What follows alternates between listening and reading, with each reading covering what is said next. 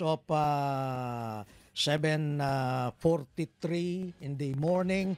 Ilan, sir, ang total natin na mga na-delist nationwide sa 4P, sir? Well, una po sa lahat, sir, let's make it clear. When it comes to delisting po kasi, Sir June, Yes, hindi naman po ito moro-moro. Like, ituturo natin, nakita kita, hindi kita kursunada, tanggal ka. No. It is scientific po. Ayun. The manner of yung ating graduation. Actually, mas gusto natin yung exit. Kasi when it comes to delisting po, pag ginamit natin yung term, just a point of clarification, na delisting, sila po yung tinatawag natin na non-compliant. Pag sila po ay non-compliant, talaga pong karapatan ng Estado na bawiin ito pong privilege yung binigay natin. Ito pong 4Ps, tandaan natin, ang conditional cash grant ay hindi po Forever. Hindi po ito forever. Wala pong forever. Opo. Opo. Kasi po, may mga condition pong kailangang sundin yung ating mga kababayan para po sila manatili sa programa. Sir. Puntahan po mo. Yes, sir. Sige, sir. May I butt in, sir?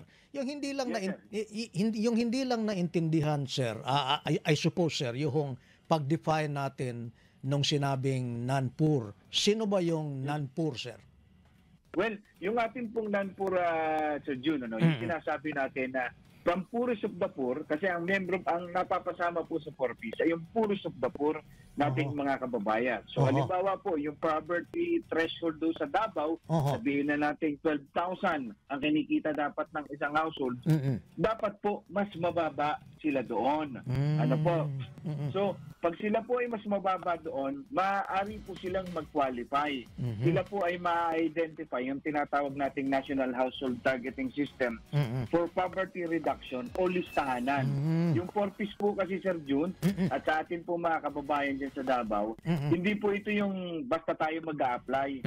Kailangan po na-identify muna tayo noong sistema. At pag tayo po na-identify ng sistema na yon, maaari po tayong pumasok. So, bukod po doon sa tayo ay mahirap, poorest of the poor, ito po yung iba pang mga kailangan para tayo mapasama. Una, meron po tayong bata, below 18 years old na miyembro po ng pamilya.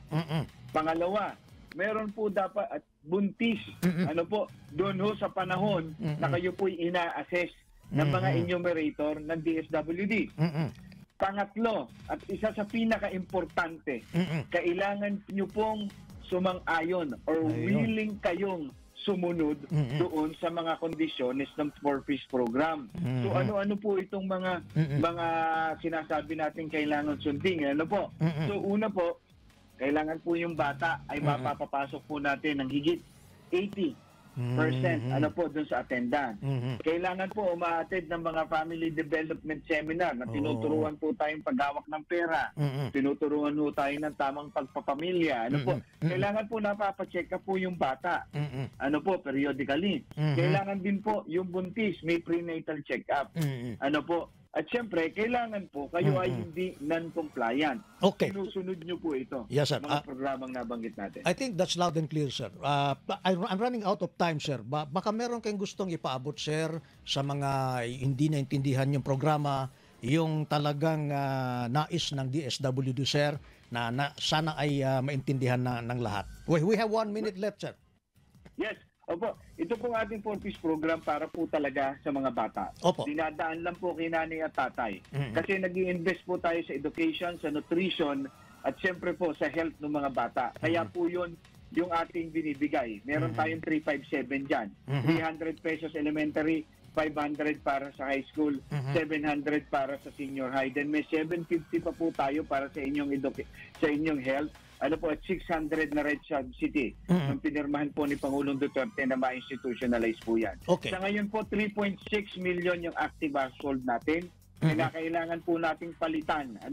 Yung 1.2 na mga nag-graduate at nag-exit na po sa programa. Okay. So, wala pong matitipid ng gobyerno. Kung may mawala man, may papalit na bago. Okay. May papalit na matagal nang naghihintay. May papalit na bagong mahihirap natin kailangan tulungan. Sir, isang clarification lang. Last 30 seconds, sir. Totoo ba yung sabi nila, sir? Ang iba daw ay mag-over the counter. Well, hindi po. Supposedly po kasi, Oh. maaari po kung kayo'y bagong miyembro, Oo. kung wala po kayong cash card. Ano? Kung Ah. Pero po kayo nasa programa na po, yan Wala po na. yung ini-insure natin. Opo, Kayo opo. po ay may cash card, may ATM po kayo ng land bank. Doon nilalagay. Po natin dinadaan. Oh. Yun pong manual payout, yun po yung iniiwasan natin. Oh, Yung human intervention para maiwasan po natin siyempre yung agam-agam Oo. at wag naman sana yung korupsyon. Direkta nyo pong matatanggap yan. Opo. Kung kayo lang po ay bagot, wala pang cash card, Okay. maaari po itong gawin. Pero pinaprioritize po natin na mabigyan kagad ng cash card. Okay, sir. So on that note, sir, maraming salamat for clearing the misinformation on the air. Salamat kang Secretary Rex, sir, as well. Yes, salamat po Sir Jun. Salamat Opo. sa ating mga kababayan. Nasaan po nila, ginagawa po natin Opo. ito ng maayos. Bine-verify po natin kung sino po yung mananatili at sino po yung sabihin natin mapapapasok po dito. Ano po, kasi po, yun po ang atas ng ating Pangulo. Siguro Salamat. yung maayos ang listahan para makatatanggap yung talagang nangangailangan. Yung mananatili, yung talaga pong nangangailangan.